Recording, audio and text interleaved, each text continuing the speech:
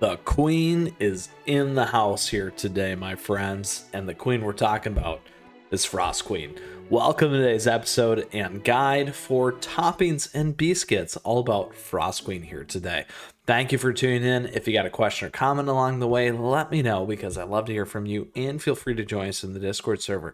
Now, on top of that, if you enjoyed today's episode, make sure to like and subscribe. Down below, we will break down the timestamps for you where we will talk about Frost Queen Cookie here. We're going to give you the biscuits. We're going to break those down for you and the toppings of choice. And don't forget our run as we always do. So thank you for tuning in. Let's get into it here. All about the legendary Frost Queen cookie here. So first and foremost, Frost Queen is still a very heavily used cookie in the meta, primarily for PvP, also PvE. Now, the only thing Frost Queen doesn't do so great right now is actually Beast Yeast. Now, you can check out a bunch of guides here on the channel about that stuff. However, it's about Frost Queen here today. So first and foremost, this is a legendary cookie, a magic cookie, and a middle lane cookie. Ultimately, a damage dealer. Now, on top of that, Frost Queen does have the lovely Frost Queen Cookies Crystal Jam here, which has your rally effect. This thing, when equipped and as the leader to activate it, your team's ice damage is up 34%. Freeze, 35% chance when all allies deal ice type damage to frost target. Freeze duration, 1 second. Damage after freeze, 115% of Frost Queen Cookie's attack. So don't forget that. Now here, when it comes to power of the Crystal Jam, changes the Frost Queen Cookie's skill and makes her immune to attack speed changes. The cookie calls forth a blizzard, dealing damage and causing frost. The final hit of the skill will bring a shard of eternal frost upon the enemies. Now, dealing damage and freezing them. Enemies immune to freeze will become chilled, and once I lose the immunity, they will become frozen. Blizzard's periodic damage up to 10 hits over 2.3 seconds, 36% damage per hit. Shard of Eternal Frost, Elemental Frost, damage 384% of attack, freeze 2.5 seconds, chill defense minus 65%, move speed minus 50% for 15 seconds. Damage after freeze, 213% of attack, 70% of damage for targets immune to freezing, and blizzard targets frost. Attack speed minus 10%, freeze damage 150%, capped at 350% for 20 seconds, stacks up to 1 times. Now here at each level, we're only at 12. You get area damage after freeze, 354% of attack. At 20, ice type damage received by enemies, plus 25% for 5 seconds blizzard targets. Debuff resist, 12.5% for 5 seconds a stack. And at 30, blizzard will ignore 40% of damage resist. A lot going on. Why I wanted to cover this? Because it's a big part of our strategy. All right, so now what is the regular skill set? Here it is, as always, my friends, and let's talk about it. Cast an Ice Squall, dealing damage, freezing all enemies, and applying the Frosty buff. Once frozen, the target's cooldown will be paused and will receive an additional portion of damage when thawed. So Freezing Squall here is a 15 seconds cooldown. Targets resistant to freezing receive only a portion of the damage. If the freeze debuff is dispelled, the targets will not receive the additional damage. Frost Queen Cookie herself is immune to freezing. While Frost Queen Cookie is using her skill, she will briefly become resistant to interrupting effects. Single hit damage 130%, freeze 2 seconds. Damage after freeze 520+% of attack. Targets resistant to freezing receive only 70% of damage. And then frost, enemies hit by Freezing Squall are affected with minus 10% attack speed. Freeze damage 140%, capped at 350 for 20 seconds. Whew, a lot going on there, my friends, which makes this one amazing. As always, that should be your rule. The more that you read, the better the cookie, as we say. All right. So what's that mean for Beascuits? This is what it means. All right, so check it out. So a couple things here. We got Frost Queen Cookies Beascuit. This is probably my best Beascuit actually right now. A couple things that we want to do is make sure you get that legendary zesty Beascuit on Frost Queen. You do want to take advantage of that 20%, 25% health there, attack health. When it comes to this magic cookie, couple key things here, and you can see kind of how mine's teed up already, but the big ones are Damage resist bypass at 15%. Huge. Get that in there. That is what you're going to want the most, is get resist bypass, because this is a damage oriented cookie. The other thing that you can do is cooldown. Getting better cooldown is going to be very, very helpful for this one in particular. The third one, attack. Everything is amplified by attack. We're already getting 20% here, but if you can add more attack, even better.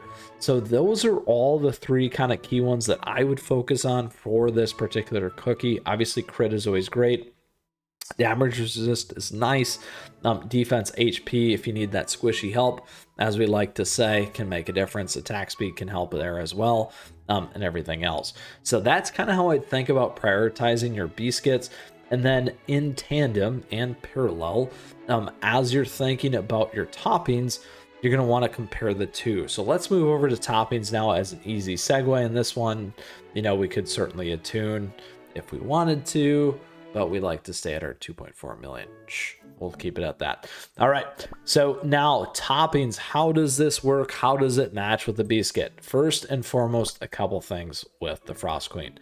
Definitely put the Resonant toppings on there where you can. Now, the first and second suggestion here is I'm actually going to be on attack. I will suggest being on attack as well.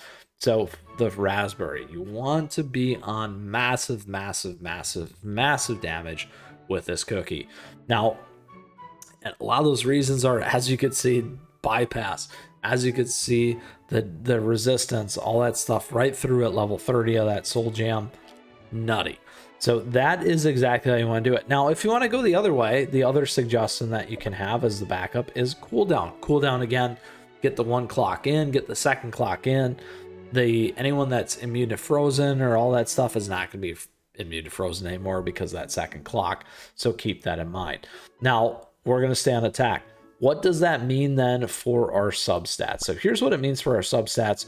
Now, if you are on Resonant, you aren't going to get access to everything. So if you do want to do more, you can always use kind of the blended here. And that's going to give you access to some of the other stuff that you don't have in the Resonant. So keep that in mind. That's our fun tip and trick on this one. However, for Resonant, these things are all great. Attack and cooldown are the big two that you want to focus on. Now, because we already have so much attack, I would probably start to think about cooldown on the toppings. And then again, depending on what you're doing on the Beascuits, that's going to give you the kind of way to think about it. I would prioritize attack, cooldown, and damage resist. You may want to consider crit in there as well, but those are going to be the four that you really want to focus on here for the Resonant toppings. And as you expand on that, I would still stick to those, but it's going to depend on how you build out your Beascuits. I wouldn't necessarily turn down something really tweaked on a Beascuit.